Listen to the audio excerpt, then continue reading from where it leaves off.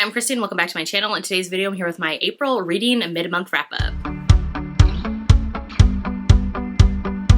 So I feel like I say this every time, but I can't believe that we are halfway through another month. We're halfway through April already, and I can't believe it. I'm actually recording this video a little bit early since I go to Denver next week. So I believe the day that you're watching this video, either I'm traveling that day or already going to be in Denver. So I'll be in Denver, Colorado for the Readers Take Denver book signing. So if you're there as well, definitely come and say hi. I'll be actually assisting Katherine for the whole weekend. So I'll be at her table, in her line, all of those things. So for April, I have read 18 books so far for the month, and we're going to quickly just get into them. As always, if you ever want to see more of my thoughts or my full reviews on any of the books that I do read, I do review every book that I read on Goodreads, and you can always get to my Goodreads. It's always linked in the description of all of my videos. So with that out of the way, let's just quickly jump into the books. So I started off the month with a reread of Bully by Penelope Douglas. I actually reread Birthday Girl by Penelope Douglas at the end of March and had such a good time with that one, so I decided to continue on and reread some more of their books. This book I gave 5 stars to, just like I did originally. I absolutely love this book. This is the first book in their Fall Away series, which is so much fun. This one, like the title suggests, it's a bully romance between these childhood friends turned enemies to lovers, which is one of my favorite tropes. So in this one, we follow Jared and Tate. They actually grow up as neighbors. Their houses actually neighbor one another. Their windows look over into each other's window. There's like a tree in between that they used to climb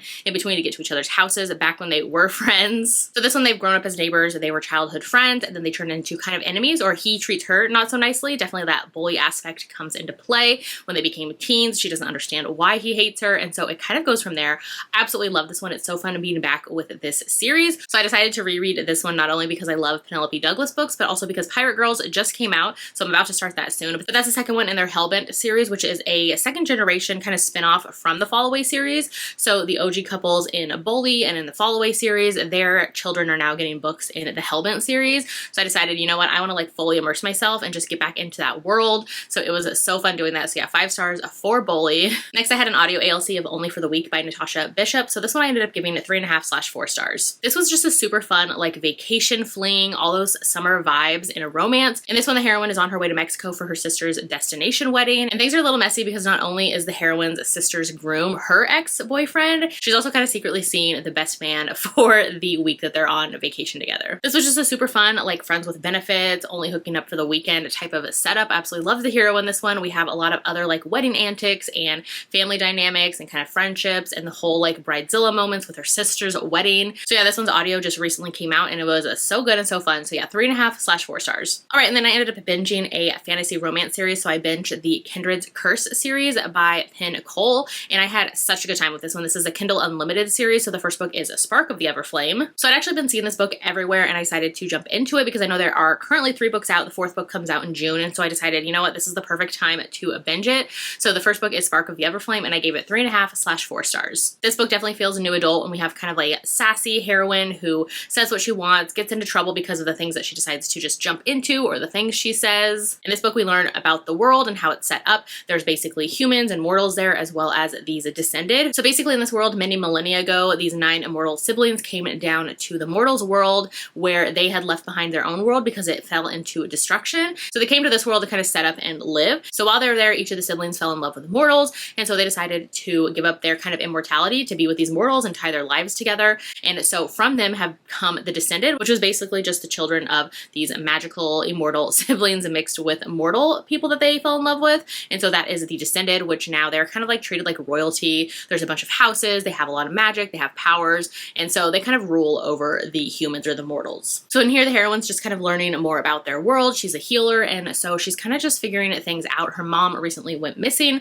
and so she's trying to figure out just like what's going on and where her mom is. This book, like, it definitely felt like a starter fantasy book to me. Like, it didn't feel super well developed as far as the world and the magic and all of that, but you learn enough about it. And like I said, I was intrigued enough with it that I decided to continue on. Definitely slow burn. So yeah, this one I gave 3.5/4 stars. But I'm so glad I continued on because the second book, Glow of the Everflame, I ended up giving 5 stars. This book was perfection. 0 notes. Absolutely loved it and ate it up. This book, I don't want to say too much about it just because it is a continuation of the series. You follow the same heroine throughout. You get her POV in all of the books. And so this one kind of continues on where the first book left off. Basically, you're learning more about this world. This one you're dealing more with the royals and the kind of the political intrigue and all of the courts that they have there and how all of those inner workings are happening. We also have like this war building up and just a lot of things, a lot of secrets being unveiled, all of the things happening in this book. This book I just really had a good time with. I loved it. I ate it up. I love the hero in here. It's definitely slow burn, but it is just so good. This book basically gave me like Game of Thrones vibes in the best way. So yeah, highly recommend, 5 stars. Then I jumped into the third book in the series, which is the recent one out. So this is Heat of the Everflame, and this one I gave 3.5/4 stars. So the second book is like the standout for me, and book 1 and 3 were just both okay.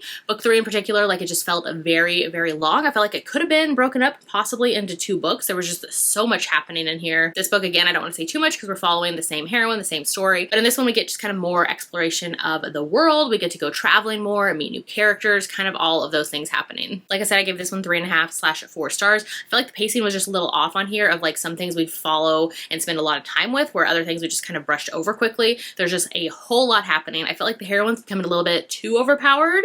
And so yeah, I'm curious where it's going to go in the 4th book and the final book, which comes out in June. I still like the series overall and highly recommend it, but book 2, easily my favorite. So then I jumped into a new release, which was Mafia Devil by Mila Finelli. This is an novella that she released in her Kings of Italy series. So this novella is like 4.5 in her series. So basically if you've read the first 4 books in the Mafia Kings of Italy series, and then you can read this novella, I mean, I guess you could kind of read it on its own, but you're going to see characters that you meet in the 4th book in the series, Mafia Target. So this novella kind of takes place at the same time as that. You actually meet these characters that you're following in Mafia Devil in the Mafia Target book. So yeah, you kind of want to read that one before jumping into this novella. So this one I gave 3 stars to, and this one, it's basically like I said, it's novella length, and we also have like a lot of insta love between an Italian fashion designer hero, and then the other hero is like this Russian mafia boss. So I thought this one was fun, and I liked how the hero just like went for the other hero. As soon as he saw him, he was like, I want him and I need him and I'm having him. Tons of steamy times between these two. I thought some of the moments were just a little bit over the top for me, and I didn't really like how the ending kind of went, but all in all, it was okay, so I gave it 3 stars. So then I jumped into another new release, which is The Lady He Lost by Delor. This is actually a new historical romance. I believe it's the debut from this author as well. This one I ended up giving it 3 stars to. This book I had really high hopes for. I had heard such great things from early readers. I'm absolutely obsessed with the cover. I still love the cover, but sadly the story just kind of was a miss for me. This one definitely check Libby and Hoopla if you have them, because the audio was available on both for me, so that's where I listened to it. And here the hero and the heroine actually grew up as friends. They were friends when they were teens, and the hero was kind of into her even back then. He even like tried to flirt with her a little bit. The heroine kind of didn't get the hint or wasn't showing that she was into him as well. So the hero kind of moved on and went on to eventually start courting her cousin. He was even engaged to her, and then he went away in the Navy, and he was actually presumed dead for 2 years. So when the story picks back up, the hero has just returned from presumably being dead, where everybody has kind of moved on with their lives. Everybody's already mourned him. His brother spent all of his money. His fiance has moved on. She's now like married. She has a baby on the way, all of those things. So the heroine was kind of the only one still secretly mourning the hero. She still missed him. So when he comes back, they become friends again. I had issues with the heroine in this one. She just felt a little bit like flippant about her whole attitude of the hero being missing for so long, and she just like determined on her beliefs that he's hiding a secret from her, and like that's all she wants to know about. Like she doesn't care about what else happened to him in the 2 years that he's been missing, and that he was actually taken hostage, like all of these things. She just wants to know like what the secret is that he's hiding. Also the whole like, I was into you when I was young, but I got with your cousin instead, like that was just kind of icky to me, I guess. I mean, I got that he was young, so I could have like forgiven that, but then there's some things that are revealed towards the end of the story that I was like, no thank you, like not into it. So yeah, it was okay. Like I said, it's a debut, so maybe I'd read more from this author in the future, but for this one I gave it 3 stars. All right, so then in March I had started rereading the Sutter Lake series by Katherine, because the first 3 books in the series I had read like 5 years ago when they first came out, and then I just never continued on to book 4 and 5. So I wanted to reread to get back immersed into the series before going into 4 and 5. So this month I finally got to the 4th and 5th book. So the first one up is Beautifully Broken Control by Katherine.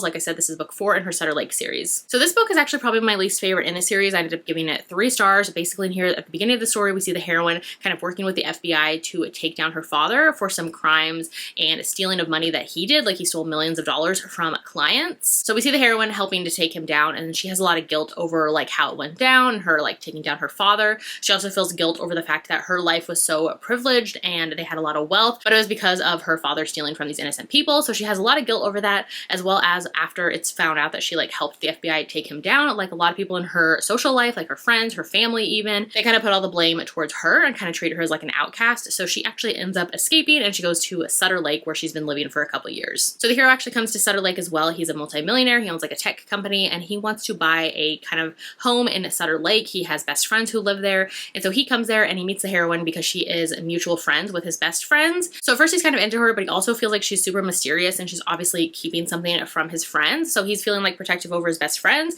and doesn't really trust the heroine too much. So this one I did like how the hero and the heroine, they both are kind of escaping things from their past and they find kind of refuge together. So I did like the romance aspect. It was more of the mystery suspense element that really just didn't work for me. And so that's why it kind of brought my rating down. So yeah, 3 stars for this one. Then I've jumped into the 5th and final book in the Sutter Lake series, which is Beautifully Broken Redemption. And this one I gave 3.5/4 stars to. So this one is that same kind of small town romantic suspense vibes, but this one was a little bit different because we get a marriage of convenience setup, which was different from the rest of the series. So it kind of stood out for that. So in this one, the heroine is watching her niece and nephew while her sister's out of town. And while her sister's out of town, the heroine ends up getting a call that her sister has suddenly died. And so now the heroine's kind of left in charge of her niece and nephew, and she's hoping to get custody of them instead of them going to her parents. In the beginning of the story, the prologue in this one, we see how the heroine has kind of a complicated past with the law, at least on paper. So she's afraid she's not going to be able to get custody of the children and that they're going to go to her parents, who are actually kind of abusive. And so she's determined to do whatever it takes to get custody of her niece and nephew.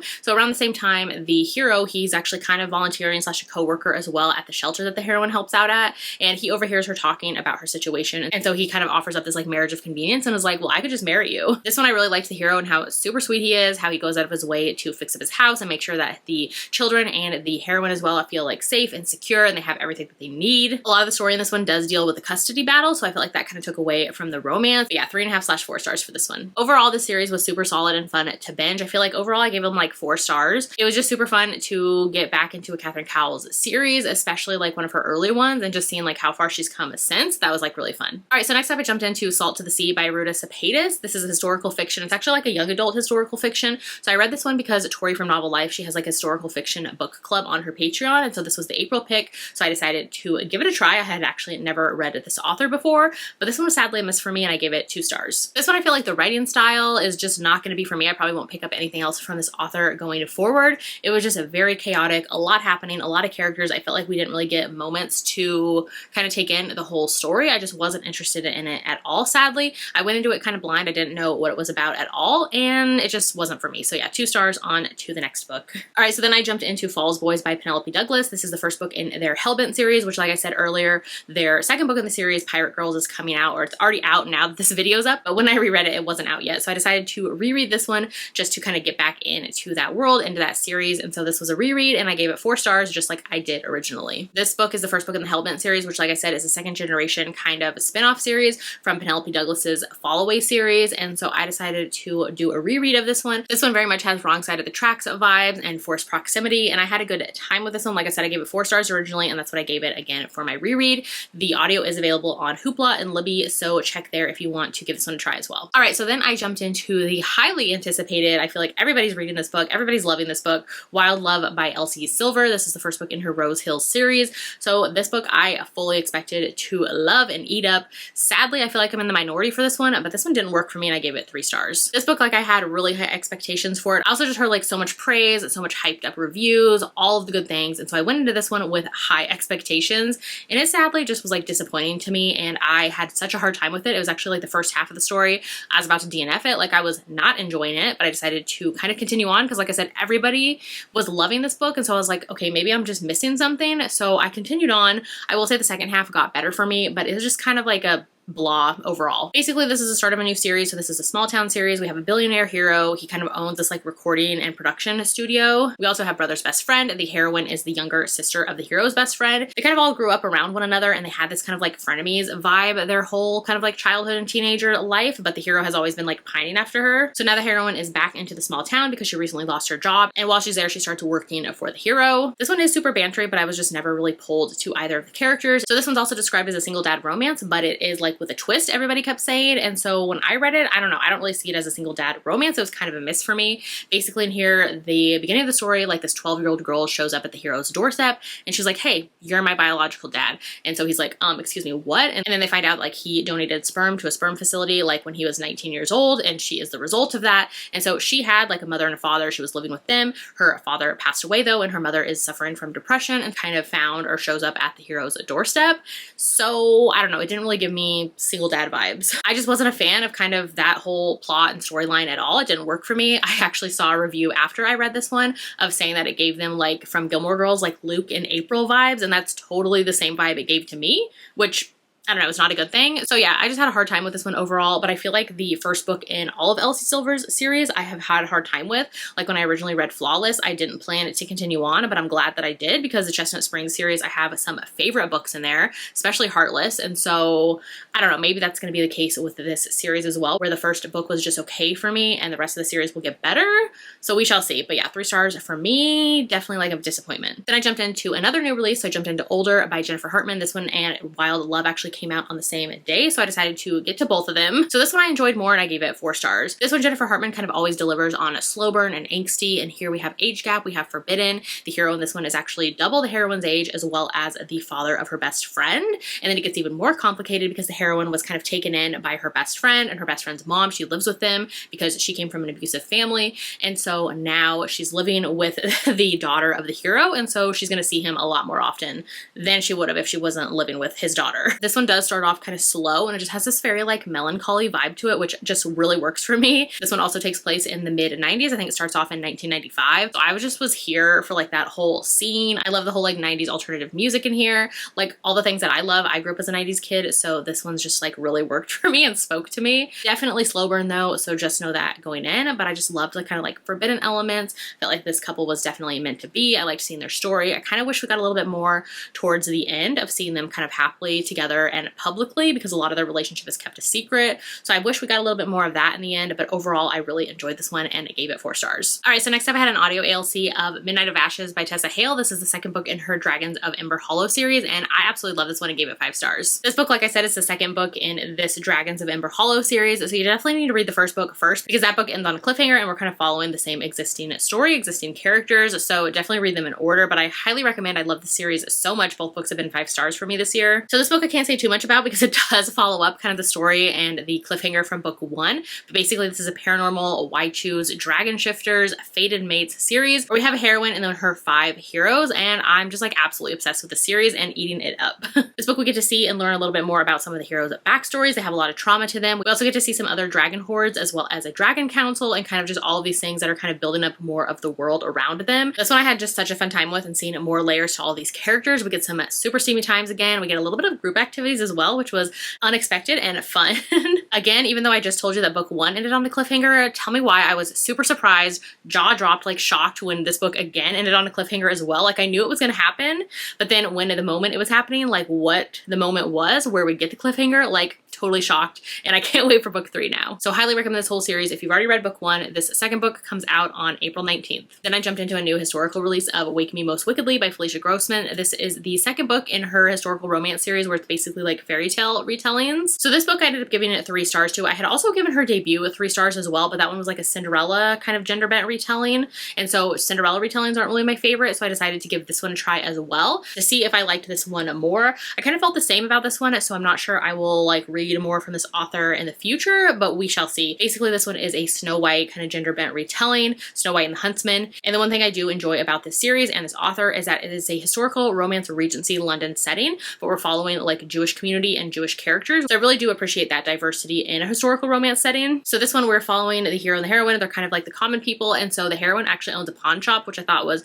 super fun and kind of unique for a historical setting. Where in this one, the heroine actually ends up saving the hero's life when he's getting kind of attacked by some people in a not so great neighborhood. So she saves his life and he's kind of into her from then, and so they meet again months later and it kind of goes from there. This one, like, it just felt longer than it actually was, so I just had a hard time with it. I did grab the audio on Libby though, so it is available on audio. video already as well. Like I said, it's a new historical romance release. Not the worst, but not like a favorite for me. So yeah, 3 stars. Then I am a co-host for the Historical Hellions Book Club, which is a historical romance book club where we read historical romances published before the year 2000. So our April pick is Tapestry by Karen Rainey. And this one I had really high hopes for just because of the setup for it, as well as the fact that the last 2 books in particular were not hits for us. So I was hoping this one was a hit. And this one was better. I gave it 3.5/4 stars. So this one I don't want to talk too much about because we are going to talk about it during our live show, which is on April 24th. So definitely join us for that. But basically, this one is a Beauty and the Beast retelling where the hero is masked and scarred and kind of all of those things from war. And the heroine is somebody that has loved him for lots of years. And so it's their romance. This is a book that I feel like so many people messaged me about when I was reading it on Instagram or told me in my other videos how emotional this one was. And it didn't really hit for me emotionally. This one has a ton of melodrama and just a lot happening for the characters. They're put through a lot of trauma, a lot of heartache. And so I can see how people would be like emotionally invested in the story. For me, it just didn't really pull on my heartstrings too much. Like I felt like we didn't really get a lot of moments in each moment before it would like continue on to the next moment, which again, I will talk more about this one on our Historical Hellions Book Club Live, which like I said is on April 24th. It'll be on Jess from Peace Love Books channel. So yeah, join us on April 24th, but I gave it 3.5 stars. And then lastly, I had an arc of Best Laid Plans by Emily Silver. So this is the second book in her hockey romance series. And this one I gave 3.5/4 stars. So this one I did enjoy more than the first book in the series. I really like the tropes in this one. So in this one we get fake dating as well as the hockey romance setup. So in this one, the hero is a hockey player as well as the heroine works for the team. So they kind of already know one another. She actually works like in the PT or like the sports therapy kind of department. She's going to school for that. I also liked in here how her brother is a teammate of the hero as well as her ex-boyfriend. So it's very complex with the characters. This one, basically the hero is like the bad boy and he needs to get his image reformed. And so the PR, like the publicist of the team, basically tells him like you need to date somebody to kind of fix up your image and look like a good guy. And so he ends up getting paired with the heroine. And so they're fake dating. So they were super sweet together. I loved how protective he is over her. I loved how he has always grown up alone. And so her family really like takes him in and treats him so well. And I just had a good time with this one. So yeah, 4 stars for this one. It comes out on April 18th. So it will be out right after this video comes out. All right, so those are the 18 books that I read so far for April. Definitely let me know in the comments if you've read any of these. If you've had any standouts for April, let me know that as well. If you're picking up any of these books, let me know that too. If you want to leave me an emoji instead to let me know that you watched the video today, leave me a blue heart since I'm wearing my navy blue sweatshirt today. I'm just feeling all the blue vibes. If you haven't done so yet, make sure to like and subscribe so you don't miss out on any of my future videos, and I will see you in my next one.